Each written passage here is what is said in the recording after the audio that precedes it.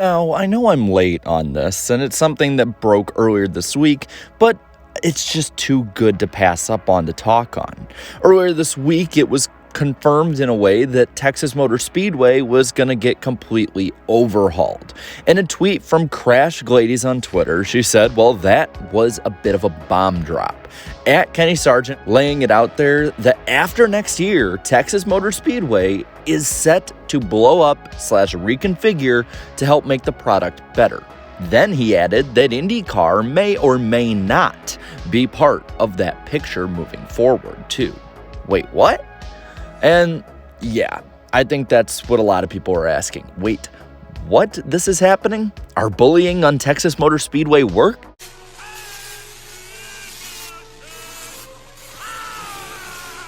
So looking at what we got right now, I think that there's a few things you need to think about here.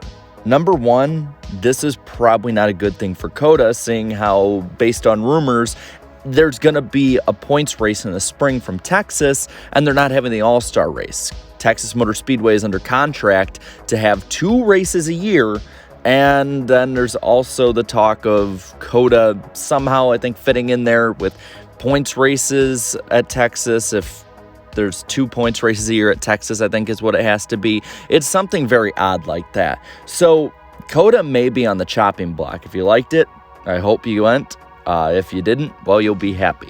But as for Texas Motor Speedway itself, I think there are 3 options that can be done. I think you can have the original 2000s and early to mid-2010s configuration, the one that I think all of us would say is the best, while maybe not having a banger every year, it was a solid racetrack. You could have the short track option, which a lot of people brought up that Auto Club is doing, or you could do what Atlanta, a sister track to Texas Motor Speedway, and also a track owned by SMI, is doing, with making it a super speedway and saying, screw it, let's go for entertainment.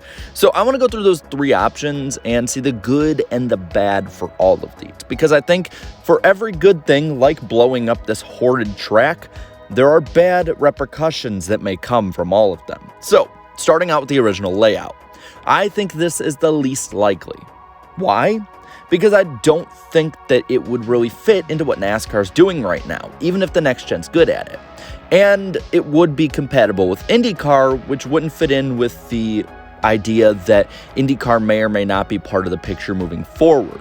Because if they're going back to a layout that worked for IndyCar, why wouldn't IndyCar work with that? So, the good on this. The next gen at Intermediates is amazing this year. It's been one of the best stories this season. The Intermediates, which were some of the most boring races in the Gen 6 era, the ones they butchered with the 550 package, now are some of the best races of the year. Look at Auto Club, look at Kansas. These are tracks that have been damn good with this package, and there's no reason to think that Texas going back to the way it used to be would be any different. I mean, hell, Michigan, a track that has really not had any aging whatsoever done to its surface because the way that they repaved it was just too good, has shown horrible racing for the past 10 years, and now with the next gen had one of its best, if not the best objective race since the repave. So I would say that that's something that's really good if they go back to a normal 1.5-mile track like Texas used to be.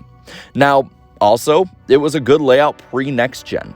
You see, while Texas wasn't great per se, there were really good COT races, good finishes in that era. It was pretty good in the Gen 4 era. You had a lot of memorable moments.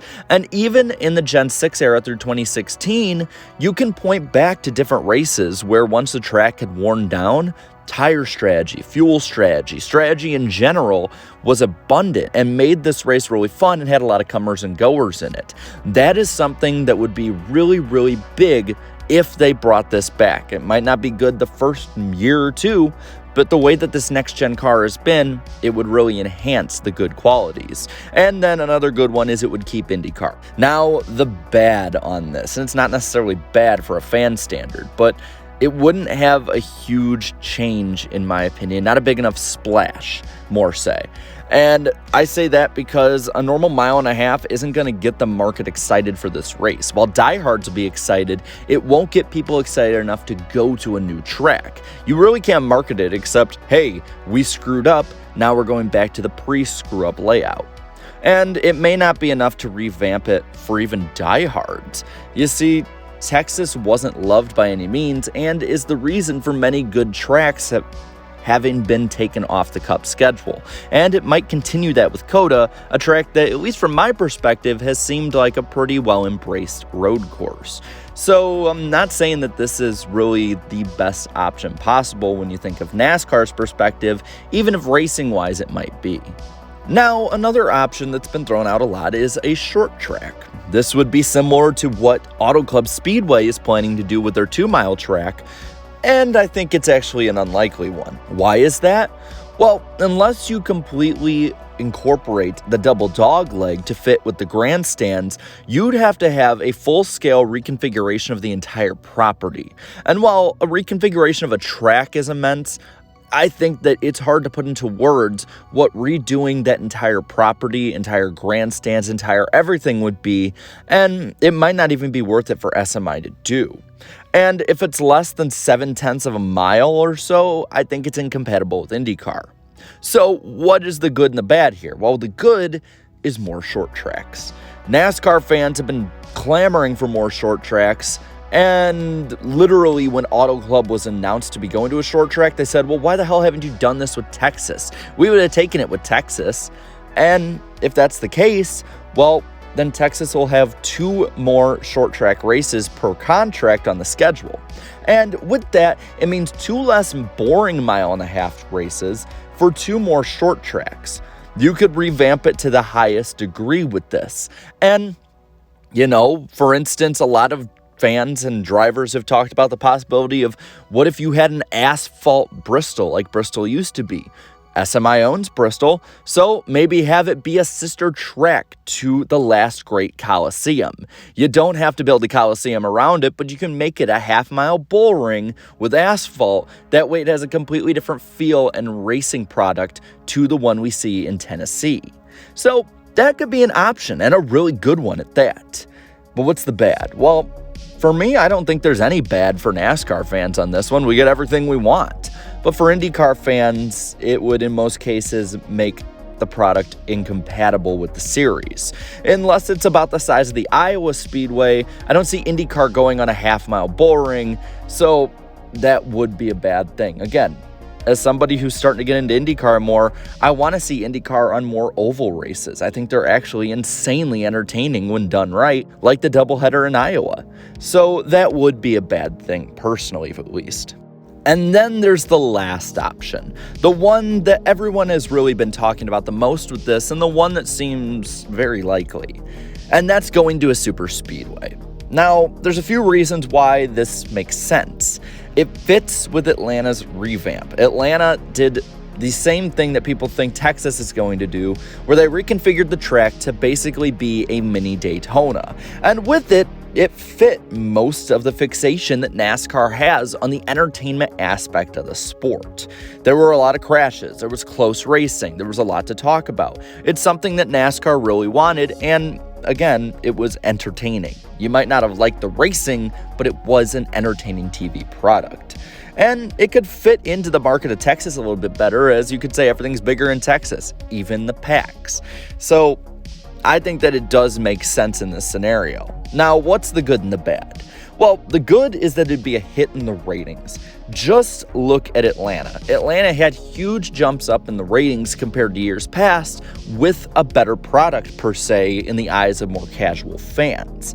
And the attendance for the first race, when the weather was pretty good to be in, was actually very noticeable. One of the best Atlanta crowds in years. And from people I know who were there, who went and talked to normal Atlanta fans who were there every year, it seems like those who shown up year in and year out really, really liked it. And who's to say Texas would be any different?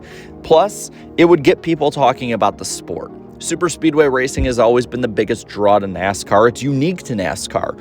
And there's no reason to think that bigger names, sports markets, TV, whatever, wouldn't talk about it more if it had one of those crazier products. It'll bring the casual fan that NASCAR so dearly and desperately wants. So what's the bad here? Because from that description, it seems like this would be the best possible option.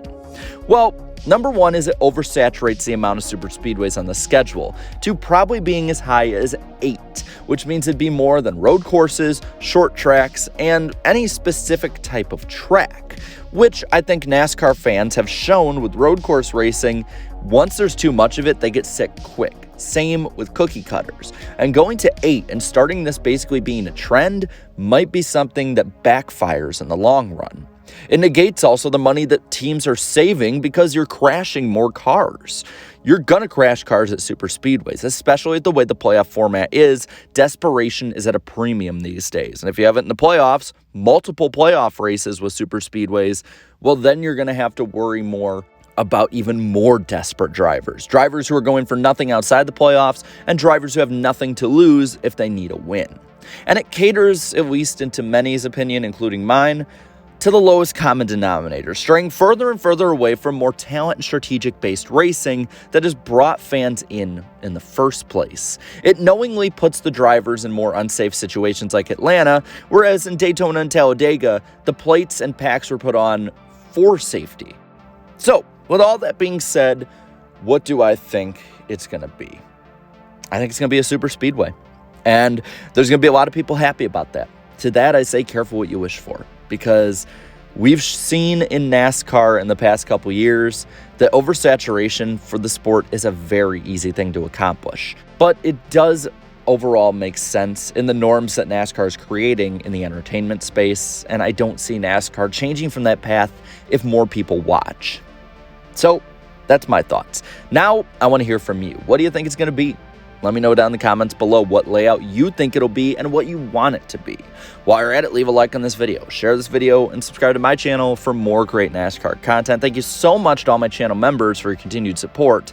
And to everybody watching right now, be sure to tune into Eric Estep's channel tonight. We're having the 200th episode of the NASCAR Weekly Podcast. We're going to talk about this and much, much more at 8 p.m. Eastern Time. So until then, have a good one.